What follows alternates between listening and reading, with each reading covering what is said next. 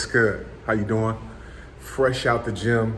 You dig what I'm saying? Saturday morning, had to get it in, man. My cardio, I've been kind of lacking a little bit. It was my birthday week wrapping up. I had to wrap the shit up. Sometimes I celebrate 7 days and I just say, fuck it. I'll go on to like crazy, debaucherous fucking eating whatever the hell I want to do, drinking what the hell I want to do. But I was like, fuck it. I can't do that at all this fucking time. Most years I do that and that week will turn into a couple of weeks and then you look up and it's Thanksgiving and you're like, shit, I done put on 10 fucking pounds. Nah, had to dead that shit this morning. Like, fuck that. Anyways, man, look, thank you for tapping into my YouTube channel. Hit that subscribe button, man. I'll give y'all a lot of free game for free.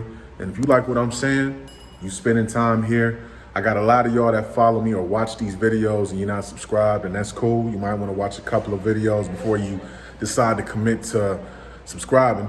You feel what I'm saying? But if you dig what I'm saying, man, after a couple of videos, I would definitely suggest that you hit that subscribe button. You feel me? It takes 1 second. But this topic is something that I was thinking about. It happens generally around my birthday. I get real introspective. My birthday is September 22nd. Usually around June, it's my birthday is actually the first day of fall, okay? So my birthday ends summer. So 3 months prior to that in June, I get real introspective and I start to do an audit of things in my life that make sense and things that don't make sense. And yesterday I had lunch with one of my best friends, my man, Benny. Now I wanted to do a topic. The topic today is signs of a great friend. Signs of a great friend versus the signs of someone that's not really your friend. Now, when you choose to take the road less traveled, like Robert Frost. Robert Frost wrote a poem, I think it might have been the 1890s or maybe it was the turn of last century for sure. Might have been the 1890s, maybe the 1900s. The road less traveled. It's a very lonely road. It's a very hard road to take. A lot of people aren't going to be willing to take it because it's not easy to be the only one going towards your success. Now, when you decide to become successful and push yourself past, push yourself 1% daily, you decide to, pick up your football and just keep running and not, a lot of people, they're just cool with their comfort zone. And the sad thing about your comfort zone, think about it. When you first get in your comfort zone is like your bed, right? You got a real comfortable bed. I got a really comfortable bed, right? $2,000 bed. I use microfiber sheets, nice duvet, very comfortable, okay? So when you're in that bed, think about it. When you first get in that bed and you wake up in the morning and it's cold outside, you check the weather, it's chilly, and you just sit in that bed and it's so comfortable. That's your comfort zone. But if you don't wake up and go get some money, you're going to end up homeless, getting evicted out of your spot. You're not going to get anything done. You can't get anything done just laying in your bed. Unless you a porn star, OnlyFans chick or some shit like that, right? So you gotta look at your comfort zone like your bed. You gotta get your ass up out of the bed and go do things. And when you decide to pull yourself out of your comfort zone, my comfort zone for years was eating my feelings and drinking my feelings. That was something that was really big with me, and I actually made friendships around that shit. So we gonna get into it, man. So number one, the first sign of a great friend is they're always supportive of anything you do that's looking to make you better, okay? A great friend is someone that's always supportive of anything you do to make yourself better, all right? Number two, your friend is always, and that's the second one is this. When you do some bullshit, they're not afraid to call you on your bullshit. That's number two. They're not afraid to call you on your bullshit, all right? Number three, when you're looking to grow and expand and get bigger, your friend is championing you on your journey. They're looking to help you on your journey. They're looking to challenge you. They never say nothing ill about you. They don't judge you. They're not mean-spirited. You know what I'm saying? I was with my boy yesterday, man, my man Benny, one of my best fucking friends in the world, man. I met this cat 10 years ago. Summer 2011. I remember specifically because it was 2012 was a very pivotal year for me. We all got those years where certain years are pivotal. 2002 was one for me, 2008, 2009, 2012, 16. You know, I got a couple of years where my life was just changing, you know. I remember I met him the year before my life changed dramatically. For the better, but it got me out of my comfort zone. We became really good friends, and I've seen him grow dramatically. You know what I'm saying? When I first met Benny was 23 years old, and he was still trying to figure it out. You know what I mean? He was managing his boy, Chad Carr. Shout outs to Chad, man. But he always had aspirations to be a comedian and to be a screenwriter. And he always worked on it. 10 years, consistently, him and Chad. I've seen him go through working with me at my PR firm. I put him on, you know what I mean? We worked together. He was a good dude, man, good-hearted cat. You don't get dudes like that, especially when you come to LA and you work in the industry. Most people don't be looking out for you like that, man. But I kind of took him under my wing as like a younger brother, and he always has been a good dude to me. And, you know, we've gone through transitions. We've gone through working in music, publicists, to potentially being co-founders of a startup that didn't work out. A bunch of different shit. And now he's doing this comedy thing. It's been 5 fucking years he's been a comedian. It's literally 6, but you can't count COVID because nothing was open last year. So 5 years. Last year was an asterisk. You know what I'm saying? 2020 was an asterisk for his comedy career. So let's just say 5 years. And him and Chad, after all these years, he was telling me, and I'm not to put his business out there, but they're getting really close to selling one of their TV shows to a big network. You know what I mean? That's the most I'm gonna say about it. But you know, my man is continuously moving, progressing, and he's always, since I've been in LA, he's definitely been my biggest supporter outside of my wife. He's been my biggest supporter in LA. Everybody that I met through him has been hella cool. My man JB, that's like a brother to me. I've known JB 4 years. He feel like a brother. You know, Chad is cool. You know, just good, healthy people. And we've grown together. You know what I'm saying? We've gone through some shit. A lot of this shit where I've done some. When I was younger, man, I was a lot. You know what I mean? But he never judged me for it. He never judged me for it. And you know, I just feel like he's been him, my man Blamo, my man Ron, shit, man, my 5 closest people around me, and I always say this: you are an average of the 5 closest people to you, unquote, quote unquote, man. Jim Rome said that shit, and it's reality, because the times I had 3, 4 motherfuckers around me that wasn't hustling, I fell off. You know what I mean? The thing is, I gave you three different signs of a great friend. The 3 signs of a not so great friend is the complete opposite of them. You know, number 1, they resent you for your growth. They resent you for growing, for wanting to try new things. Number 2, you know what I mean? Your whole friendship is surrounded around being low vibrational. You guys talk about people. There's a lot of jealousy there. There's a lot of bullshit. You know, most of the friendships I create, not even most, but 3 of them in particular, I created through trauma bonds. And the thing is, at some point, if you're a progressive person and you outgrow your trauma, you outgrow your friend, you outgrow those trauma bonds. You know what? Perfect example, man. My man Khalil in Atlanta. I've known this cat. He's known of me longer than I've known of him, because he'd been listening to my podcast, Kevin Hates Hip Hop. If you're not tapped in, check it, man. It's on Spotify. I took the website down. I'm revamping my whole life, man. So if you want to tap into Kevin Hates Hip Hop, it's on Spotify. The podcast, so tap in. But anyways, he had been listening to my podcast. He was telling me, you know, while he was working warehouse jobs, and a lot of the advice that I was giving him, I guess indirectly, because I didn't know him, it was helping him push through. And we became friends, and I look at him and his growth and how he done put me on game with the vending shit. I done put him on game with the real estate, and I have never met this man a day in my life, you know what I mean? But we have been supporters of each other. He's in Atlanta, I'm out here in LA, and he's, you know, some of your biggest supporters are people you'll never, complete strangers. You know, he's one of my best friends now. We're really good friends, you know? Your friends challenge you. You can't, the thing is, man, when you are, and I've been this guy, you can't be the only one. Some people feel like they're not an average of their friends. Oh, I'm not like them. That's how they are. You know, I've heard women say this shit a lot, you know. Some of my old homegirls, they'd be like, oh, yeah, she's a hoe, you know. My friend so-and-so is promiscuous, she's promiscuous, but that's not how I am.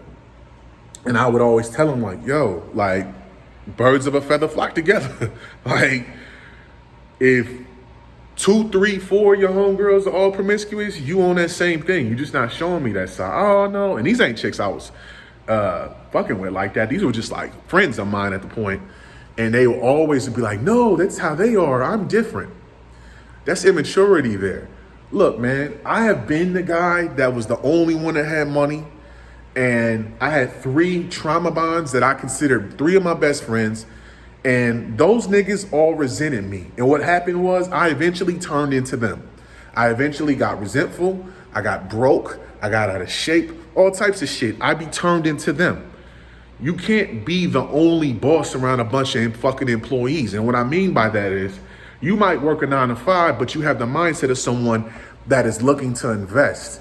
You know what I mean? But you got 5 friends of yours.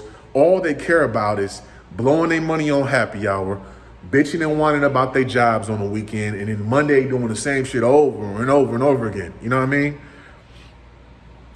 You are an average of the 5 closest people to you, you know, and I know that from experience.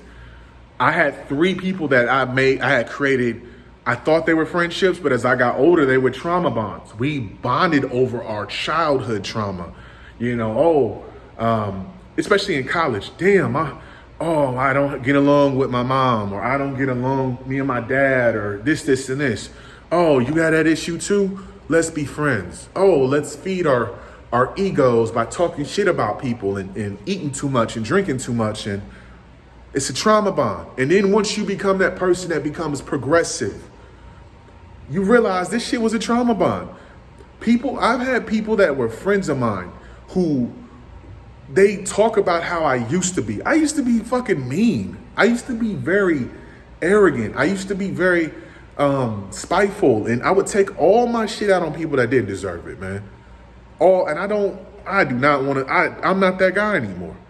And I have friends of mine, like, she literally would be like, I would always be quick to flash and just go spaz on motherfuckers just for no reason. And she would always be like, oh, do you remember back in when you did this? And I'm like, bruh, I'm not that nigga no more, bro. Like, damn, you keep equating me to this angry nigga from 10 years ago. What happened with that trauma bond? We don't even talk anymore. So, hey, man, I'm going to tell you this. God, when you let go of a specific trauma bond and quit looking at it, oh, I done known this motherfucker 15 years. Time don't mean shit, because I've known Khalil 4 years and I've gotten better energy from him than people I've been friends with or people I was friends with damn near 15 years. He's been more supportive. Him, my man, Chris, you know what I mean? I've known Chris since 2017. We've been friends, or 2016, 5 years. And we've been really good friends. And he's another one. He found me through listening to my podcast. And me and him we cool. Me and this nigga, I've never met him a day in my life. And me and him chop it up on iMessage voice memo every day. You know, and he's one of the most supportive people to me. Your biggest support system, a lot of times as a content creator or an artist or whatever you want to call it, whenever you put yourself out there, content creator, podcaster, YouTuber, author, whatever you do, are going to be complete fucking strangers. And the people that know you 18, 19 years that you might have created some bond of trauma over and you outgrow that. Because naturally, as someone that is progressive, you're going to outgrow your trauma. Some people, they might wait around in that shit their whole life. But a progressive person will outgrow their trauma. You're going to look at those old friendships that were created through pestilence and be like, this doesn't fit anymore. You know? Age, I'm going to tell you, age ain't nothing but a number, man. That's like what Aaliyah said is real. So don't quit counting. A lot of us will be like, damn, I done known this motherfucker 10 years.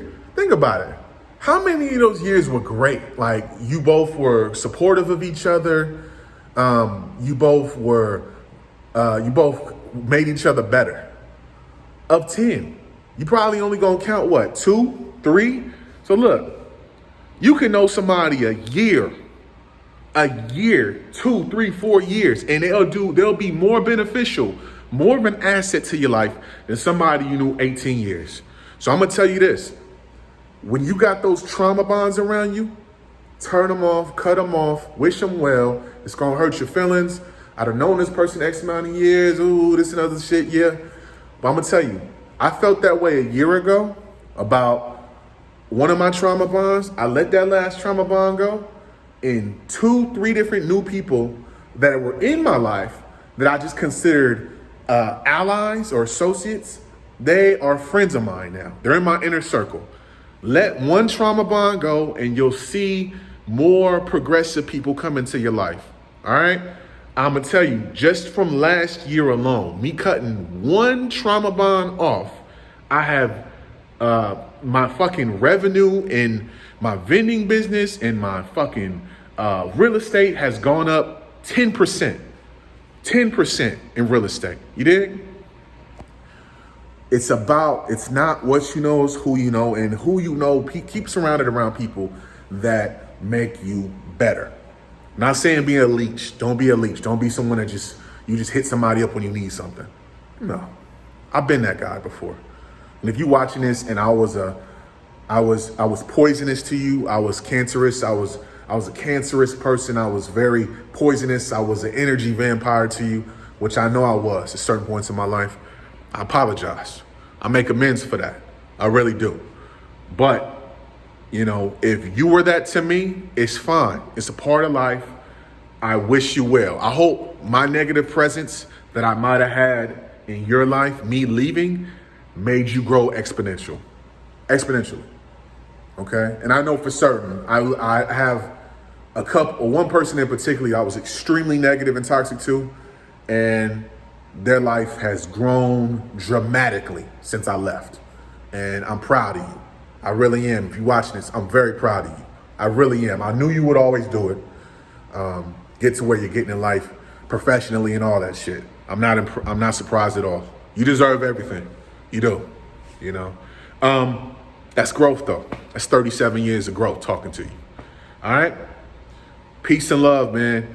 Look, greatest advice I can give you if you're younger, quit making excuses for people just because you've known them for years.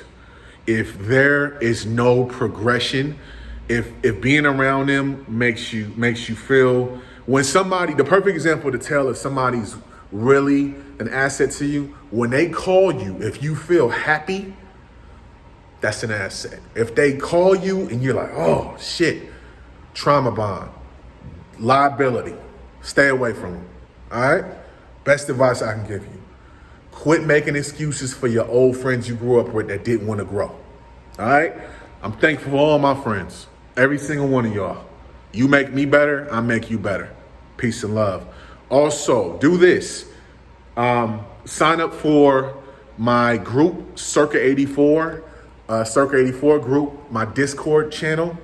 It's free. I give option plays and all types of things. I give Lotto Friday plays every single Thursday for option trading.